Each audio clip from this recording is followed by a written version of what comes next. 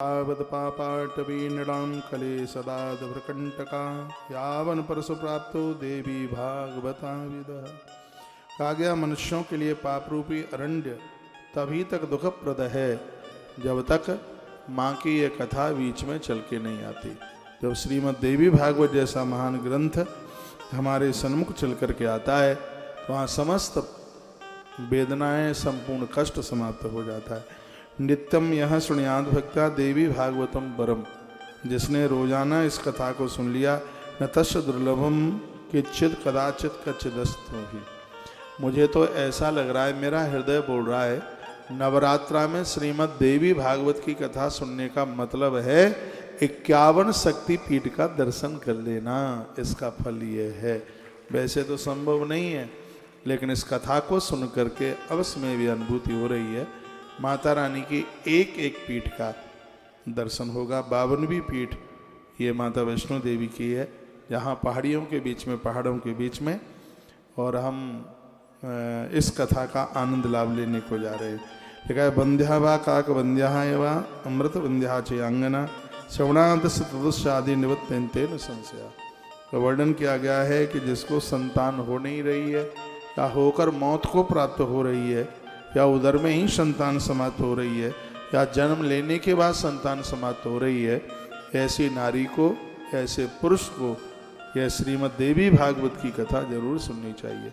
यूँ तो इस कथा का हर महीने में अपना एक पुण्य है, लेकिन नवरात्रा में इस कथा की महिमा अनंत गुना ज़्यादा बढ़ जाती है। तो माँ की कृपा से नवरात्रा के समय पर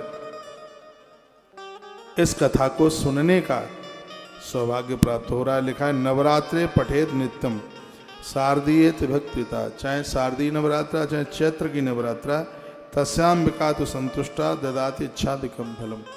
इस देवी भागवत को यदि नवरात्रा में सुना जाए तो माँ इतनी प्रसन्न हो जाती है कि माता अपने भक्त के हर कार्य को पूरा कर देती है। कोई भी कार्य असंभव नहीं रहता। यह श्रीमद् देवी भागवत की बहुत बड़ी महिमा है, बहुत अद्भुत महिमा है।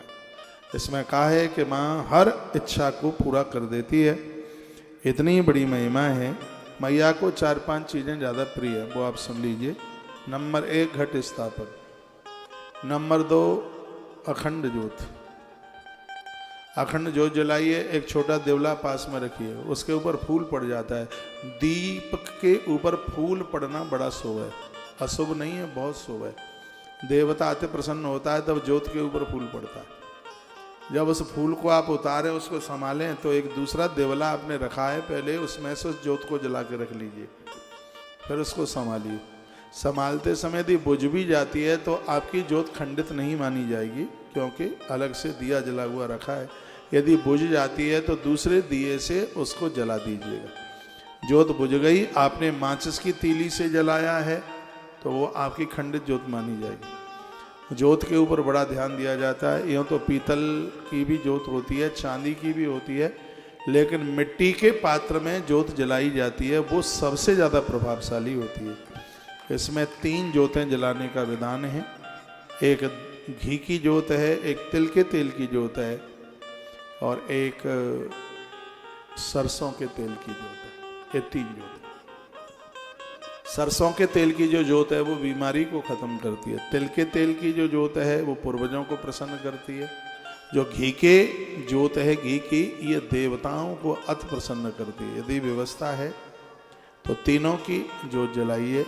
उसमें कलावे की ज्योत बनाइए, सकोरा मिट्टी का आता है, उसमें ज्योत जलाइए। नहीं है पीतल की में आप जला सकते हैं, चांदी की में जला सकते हैं, लेकिन मिट्टी के पात्र की ज्योत की बड़ी अद्भुत अपने आप में महिमा का वर्णन किया है। कलश में 5 पल्लव लगाएं। हो सके तो यज्ञ में रोजाना खीर की आहुति डालें, और हो जाए तो बेलगिरी बाजार से मंगा लें, बेलगिरी की आहुति डालें। ये श्री वर्धक है, लक्ष्मी वर्धक है। माँ इससे भी अति प्रसन्न होती है, बहुत ज़्यादा प्रसन्न होती है। दुर्गा सप्तशती आपके पास है तो सोने से पहले शुद्ध स्नान करके धुले वस्त्र पहनकर देवी रात्रि सूक्त का पाठ कीजिए। ये बहुत आनंद हो जाएगा। गलत स्वप्न नहीं आएंगे, अकाल मृत्यु नहीं होगी, दुष्स्वप्न नहीं होगा, आपका घाटा नहीं होगा, आपको कोई दिक्कत नहीं होगी। मैं हर नवरात्रा में रात्रि सूक्त का पाठ रात को करता हूँ, मैं सोने से पहले। आज भी करूँगा यहाँ से जाने के बाद। इसका बहुत बड़ा प्रभाव है, तो ये आप कर सकते हैं। और मैं रोज़ बताऊँगा आपको, मैं दिन में भी 1 बजे तक ये कार्यक्रम रोज़ लाइव होगा, तो मैं 1 आध घंटा मैं बिना व्यासपीठ के भी आपको कुछ ऐसी जानकारी देता रहूँगा जो इस नवरात्रा में आपके काम आवे। ठीक 9:30 बजे लाइव चालू हो जाता है। आप कितने भी कार्य में व्यस्त हों, मैं तो कहूँगा आप पूजा भी कर रहे हों, दुर्गा सप्तशती का पाठ भी कर रहे हों, तो अपना मोबाइल या अपना टीवी चालू करके रखिए। पता नहीं है वो ऐसी कौन सी बात होगी कि वही बात हमारे जीवन में कमाल कर देगी। क्योंकि मुझसे रटंतु कथा तो आती नहीं है।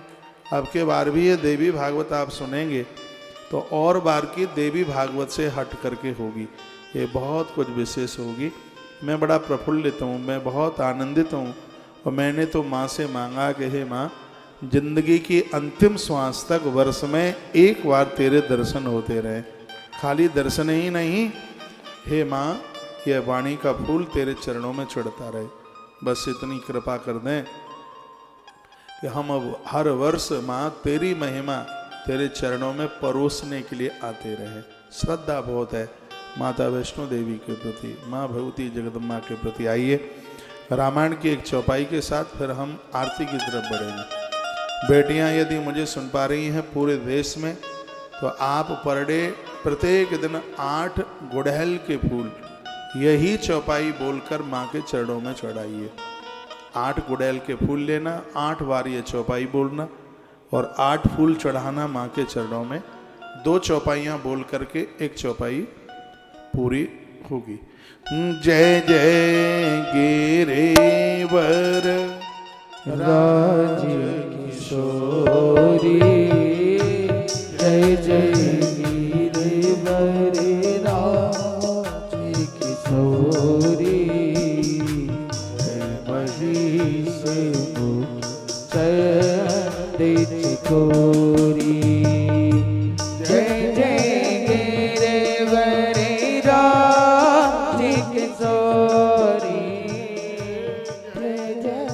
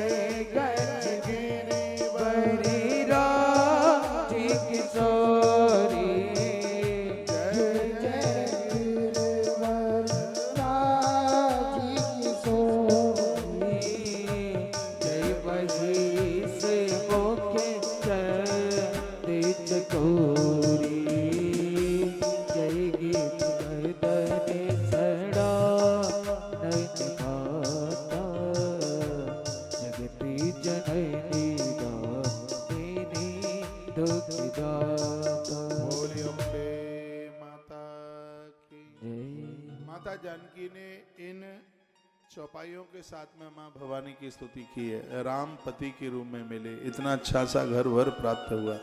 तो अविवाहित कुंवारी कन्याओं के लिए नवरात्रा में 8 फूल गुड़हल के इन चौपाई के साथ में माता रानी के चरणों में वो चढ़ाए। बेटियां उपवास करें, व्रत करें। आपके लिए माँ की पूजा इस मृत्यु लोक में किसी वरदान से कम नहीं है।